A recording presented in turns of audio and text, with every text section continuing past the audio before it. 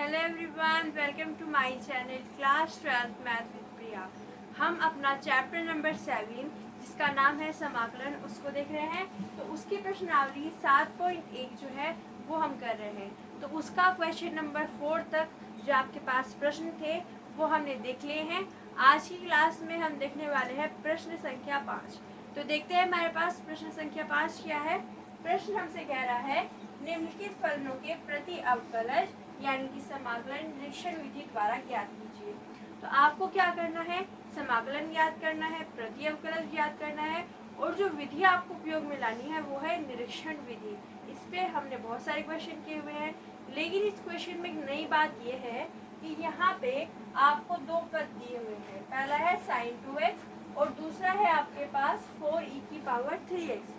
जितने भी हमने अभी तक प्रश्न किए हैं उसमें क्या था, केवल एक फलन दिया हुआ होता था और अब हमें क्या दिया हुआ है, दो फलन दिए हुए हैं। तो हम इसमें किस तरीके से इसको सॉल्व करेंगे। सबसे पहले हम कहेंगे कि हमें इसका समाकलन ज्ञात करना है, तो हम यहाँ पे एक समाकलन का चिन्ह लगा देंगे। तो ये हो गया हमारे पास समाकलन का चिन्ह और x के सापेक्ष कर रहे हैं तो हम यहाँ पे लिख देंगे dx। हमें समाकलन निकालना है तो हमने समाकलन का चिन्ह लगा दिया। तो हमने क्या किया, चिन्ह लगाने के बाद में अब हम क्या करेंगे, समाकलन को दोनों ओर दे देंगे। तो हमारे पास मिलेगा समाकलन sin 2x का, तो ये हो जाएगा समाकलन sin 2x और साथ में चल रहा है dx और यहाँ पे माइनस का 4 और ये जो 4 है वो हमारे पास क्योंकि अचर है तो अचर जो है वो समाकलन से बाहर आ जाते हैं, इसलिए हमारे पास मिलेगा समाकलन e⁻3x और यहाँ पे हो जाएगा dx। हमने केवल समाकलन को sin 2x को और 4e⁻3x को दिया है। जो 4 है वो अचर है तो वो बाहर आ गया समाकलन से और हमने e⁻3x का समाकलन किया। अब हम क्या कहेंगे कि ये हो जाएगी हमारे पास समीकरण संख्या 1। इस समीकरण से हमें क्या पता चलेगा कि हमें निरीक्षण विधि द्वारा समाकलन ज्ञात करना है और वो हम sin 2x के लिए लगाएंगे और फिर e⁻3x के लिए लगा देंगे। मतलब जैसे हम पिछले क्वेश्चन में कर रहे थे वैसे ही हम अलग अलग फलनों के समाकलन निकाल के फिर क्या करेंगे, इस समीकरण में डाल देंगे तो हमारे पास उत्तर निकल के आ जाएगा। सबसे पहले देखेंगे कि हम समाकलन sin 2x का किस तरीके से निकालेंगे। तो sin 2x के लिए देखिए, निरीक्षण विधि लगाने के लिए आपको सबसे पहले क्या करना होता है, आपको एक फलन का चयन करना होता है।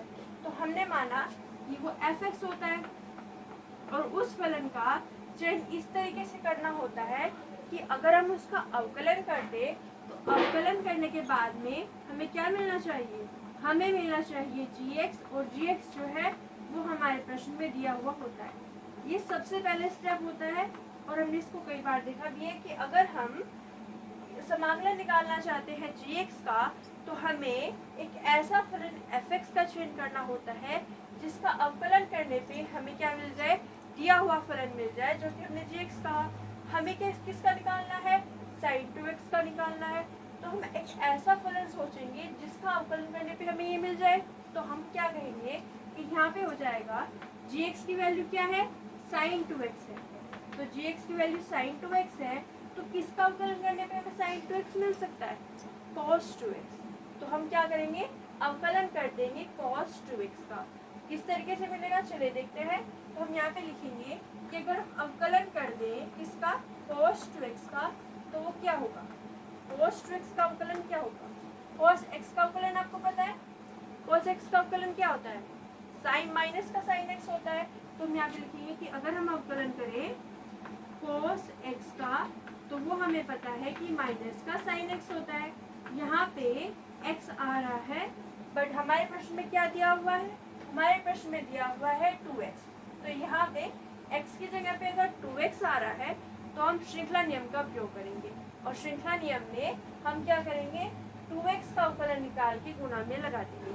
तो हम यहाँ पे लिखेंगे कि भाई cos 2x का जो अवकलन होगा वो होगा माइनस का sin 2x और क्योंकि यहाँ पे x नहीं है, x की जगह पे 2x है तो 2x का अवकलन करके हम गुणा में लगा देंगे।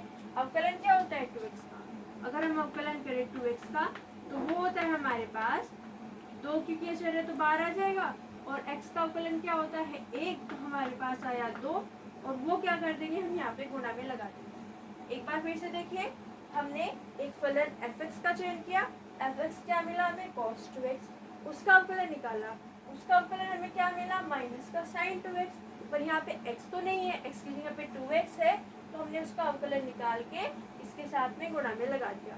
अब हमें प्रश्न में तो क्या किसका निकालना है समाकलन sin 2x का, बट इसके साथ में हमारे पास माइनस और 2 भी लिखा हुआ है, ठीक है। तो -2 जो है वो हम क्या करेंगे लेफ्ट हैंड साइड में ले जाएंगे, तो इसको उठा के हम लेफ्ट हैंड साइड में ले आते हैं, तो हमें क्या मिलेगा, ये जो माइनस है इधर चला जाएगा और ये गुणा में है तो इधर आएगा, तो किस में हो जाएगा भाग में, तो ये हो जाएगा माइनस का 1/2 और यहाँ पे चल रहा है d/dx cos 2x और हमारे पास क्या हो जाएगा sin 2x। sin 2x को अब हमने अकेला कर दिया। अब यहाँ पे -1/2 क्या है, -1/2 क्या है, अचर है। अचर क्या होते हैं, समाकलन से अवकलन से अंदर भी जा सकते हैं और बाहर भी आ सकते हैं, यानी कि हम इसको अंदर ले जाके लिख सकते हैं। तो हम यहाँ पे क्या लिख देंगे, हम यहाँ पे लिख देंगे d/dx -1/2 cos 2x और यहाँ पे हमारे पास क्या चल रहा है, यहाँ पे हमारे पास चल रहा है sin 2x। तो हमने क्या किया, हमने केवल -1/2 को अंदर किया। -1/2 अगर आपके पास ऐसा लिखा हुआ होता तो क्योंकि ये चर है तो ये बाहर आ जाता, अब ये बाहर लिखा हुआ था तो हमने क्या किया, इसको अंदर ले गए, तो ये एक ब्रैकेट में हमारे पास आ गया। अब आपको पता है कि जो समाकलन और अवकलन होते हैं वो एक दूसरे के व्युत्क्रम होते हैं, व्युत्क्रम मतलब उल्टे होते हैं, तो अगर वो उल्टे हैं तो हमारे पास इसका अवकलन करने पे अगर ये मिलता है तो इसका समाकलन करने पे क्या मिलेगा, ये मिलेगा। इसका अवकलन ये है तो इसका समाकलन क्या होगा, ये होगा।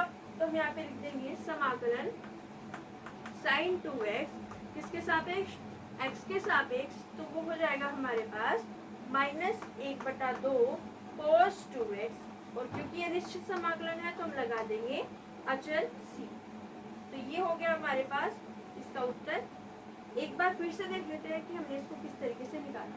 सबसे पहले हमने cos 2x का अवकलन किया तो हमारे पास ये मिला माइनस, और हमने 2 को इधर ले गए तो ये हो गया माइनस का 1/2, उसको अंदर किया तो हमें कुछ ऐसा मिला।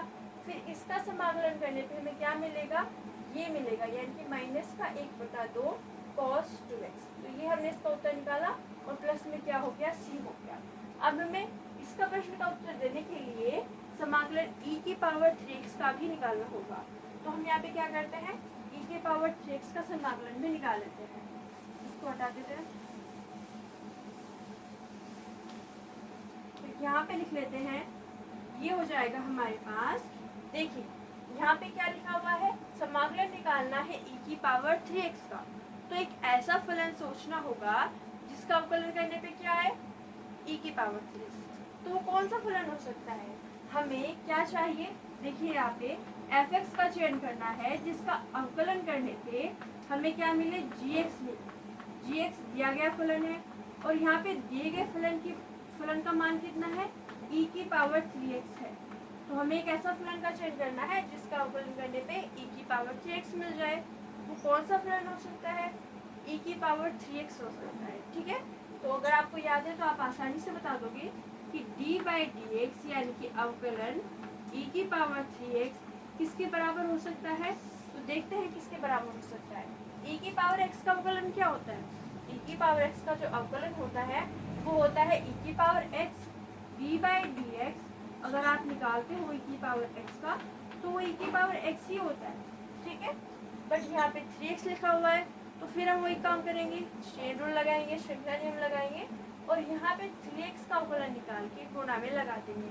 तो हम यहाँ पे क्या लिखेंगे कि e⁻3x का तो e⁻3x ही होगा, पर क्या आ जाएगा हमारे पास साथ में 3x का अवकलन आ जाएगा। 3x का अवकलन क्या होगा, 3x का अवकलन होगा हमारे पास d/dx और 3x, तो 3 जो है वो बाहर आ गया और अवकलन x का क्या होता है 1, तो उत्तर हो गया हमारे पास 3।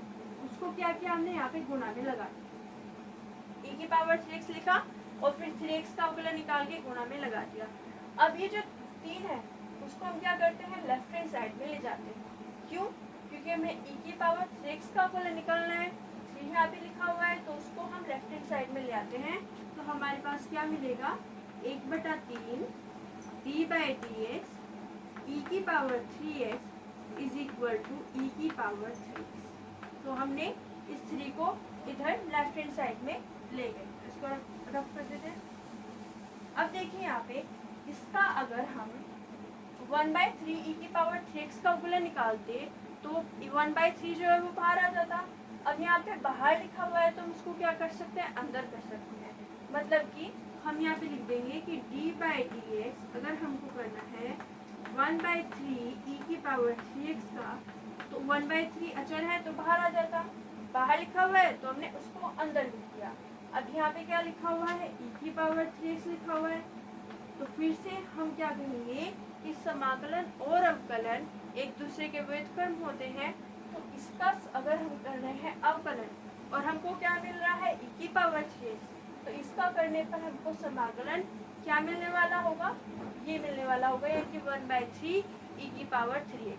तो हम क्या कहेंगे कि अगर हम अवकलन करते हैं इसका तो ये मिलता है, इसका समाकलन करने पे हमें ये मिलेगा। तो ये हो जाएगा समाकलन e की पावर 3x किसके सापेक्ष, x के सापेक्ष किसके बराबर होगा, 1/3 e की पावर 3x और प्लस में आ जाएगा c, यानी कि समाकलन का गुणा।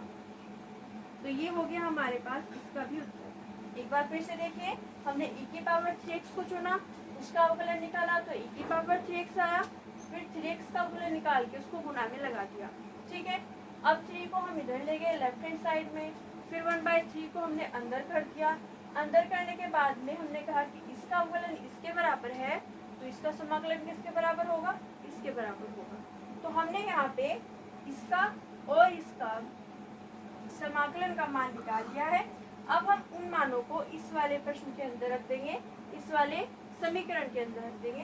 तो हमारे पास क्या मिलेगा, यहाँ पे देखिए अगर आपको दिख रहा है तो समाकलन sin 2x, ये हो जाएगा हमारे पास sin 2x dx और माइनस में 4 e की पावर 3x dx किसके बराबर हो गया, ये हो गया हमारे पास इस वाले मान के, और प्लस में क्या आ जाएगा, ये वाला मान। तो ये हो गया हमारे पास -1/2 cos 2x और प्लस में यहाँ पे माइनस में लिखा हुआ है तो -4 समाकलन e की पावर 3x का हमने निकाला है, वो हमारे पास आया है 4/3 e की पावर 3x। तो हम यहाँ पे एक मिनट इसे हम इसको यहाँ पे लिख लेते हैं, इसको रफ करके यहीं पे इसका मान लिख लेते हैं। यहाँ पे नहीं लिख रहा है तो यहाँ पे हम इसका मान लिख देते हैं। ये हमारे पास चल रहा है d/dx e की पावर 3x।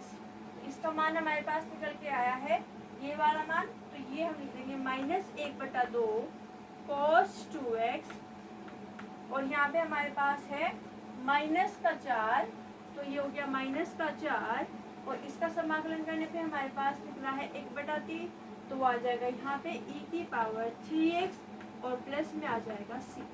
तो ये हो गया हमारे पास इसका उत्तर। sin 2x का समाकलन किया तो cos 2x निकला और यहाँ पे माइनस का चिन्ह भी है और यहाँ पे आया 2 और माइनस में 4 चल रहा था। e की पावर 3x का समाकलन निकाल के हमारे पास आया 1/3 e की पावर 3x और प्लस में आया समाकलन का अचर। तो ये हो गया हमारे पास इसका उत्तर। अगली क्लास में हम देखेंगे प्रश्न संख्या 6 और 7। धन्यवाद। अगर आपको ये वीडियो अच्छी लगी है तो लाइक कीजिए, हमारे चैनल को सब्सक्राइब कीजिए, अपने दोस्तों के साथ शेयर कीजिए।